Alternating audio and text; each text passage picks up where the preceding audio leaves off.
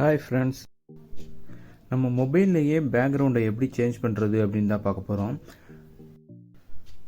First நம்ம மொபைலில் play store ஆப்பை ஓப்பன் பண்ணிக்கலாம்.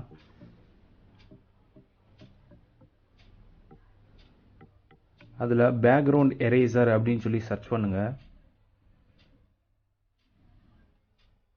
ஆல்ரெடி நான் இன்ஸ்டால் பண்ணி வச்சுருக்கனால அதில் பேக்ரவுண்ட் எரேசர் அப்படின்றது டிக் மார்க் காட்டுது பாருங்கள், இன்ஸ்டால்டுன்னு. இந்த ஆப்பை டவுன்லோட் பண்ணிவிட்டு நான் ஓப்பன் பண்ணிக்கிறேன். இப்போ ஹவு டு யூஸ் அப்படின்னு சொல்லி அதிலே கொடுத்துருப்பாங்க. அதை நீங்கள் பார்த்து நீங்கள் அதைப்படியே நீங்கள் ஃபாலோ பண்ணிங்கனாலும் இதை எப்படி யூஸ் பண்ணுறது அப்படின்றதையும் தெரிஞ்சுக்கலாம். லோட் எ ஃபோட்டோ அப்படின்றதுக்குள்ளே போங்க. இப்போ நம்ம கேலரியில் இருக்கிற ரீசெண்ட் இமேஜஸ் எல்லாம் காட்டும். இப்போ நமக்கு ரீசெண்டாக தான் அந்த இமேஜ் இருக்குது அப்படின்னா நம்ம அதையே கிளிக் பண்ணிக்கலாம் டைரெக்டாக. இல்லை நமக்கு ஃபைல் மேனேஜரில் இருக்குது, கேலரியில் இருக்குது, ஃபோட்டோஸில் இருக்குன்னா அதையும் நம்ம சூஸ் பண்ணி கரெக்டான இடத்துல இருக்கிறத எடுத்துக்கலாம். இப்போ எனக்கு முன்னாடியே இருக்கிறதுனால நான் முன்னாடியே இருக்க இந்த டெடிபியர் பொம்மையை எடுத்துக்கிட்டேன். நமக்கு வேணுங்கிற சைஸ்க்கு இந்த இமேஜை கிராப் பண்ணிக்கலாம். கிராப் பண்ணிவிட்டு டன்ங்கிற பட்டனை கிளிக் பண்ணிடுங்க. இப்போ எக்ஸ்ட்ராக்ட் அப்படின்னு இருக்கும், அப்புறம் ஆட்டோன்னு இருக்கும், மேஜிக்கு, மேனுவலு, ப்ரிப்பேரு, ஜூம். இந்த ஜூம் டூல் எதுக்கு அப்படின்னா நம்ம எடிட் பண்ணிகிட்டு இருக்கும் போதே அக்யூரேட்டாக தான் எடிட் பண்ணியிருக்கோமா அப்படின்னு ஜூம் பண்ணி பார்த்தா தான் அது கிளாரிட்டியாக தெரியும். ஒர்க் பண்ணுறதுக்கும் இந்த ஜூம் டூல் நல்லா யூஸ்ஃபுல்லாக இருக்கும்.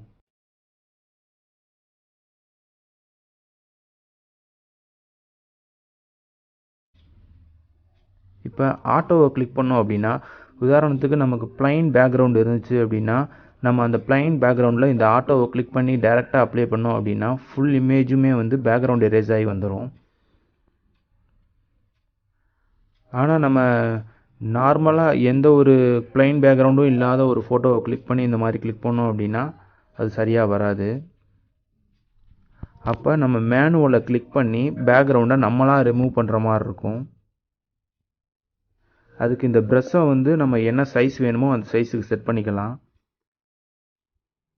இப்படி நம்ம பேக்ரவுண்டில் இருக்கிற நமக்கு தேவையில்லாத இமேஜ் மேலே வச்சு இதை பேஸ்ட் பண்ணோம் அப்படின்னா நமக்கு பேக்ரவுண்ட் எரேஸ் ஆகும்.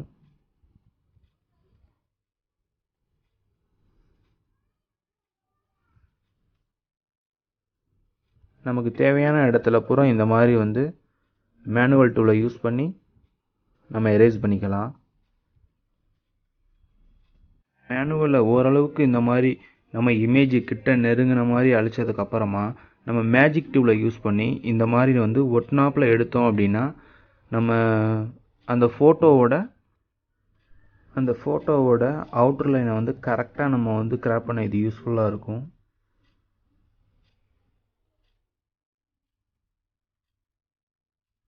இந்த மாதிரி நம்ம எல்லா பக்கமும் நமக்கு எந்தெந்த பக்கம் தேவையோ அந்த இடத்துல பூரா இந்த மாதிரி அப்ளை பண்ணிக்கலாம்.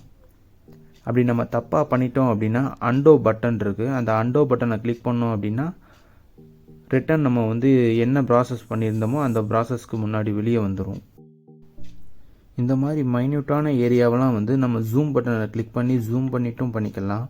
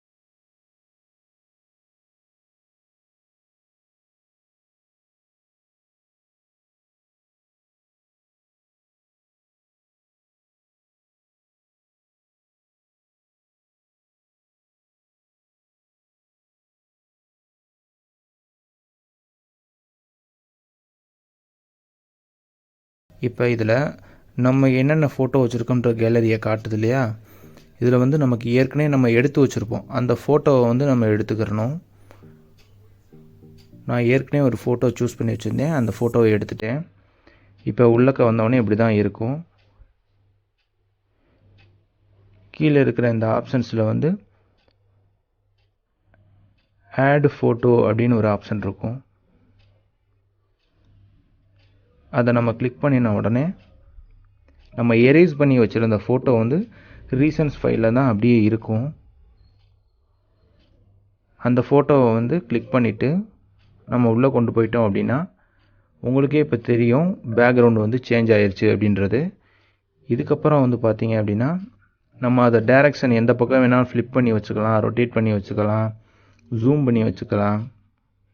எல்லாமே PicsArt ஆப்பை வந்து நீங்கள் வந்து எல்லாமே பண்ணிக்கலாம் எடிட் பண்ணுறது.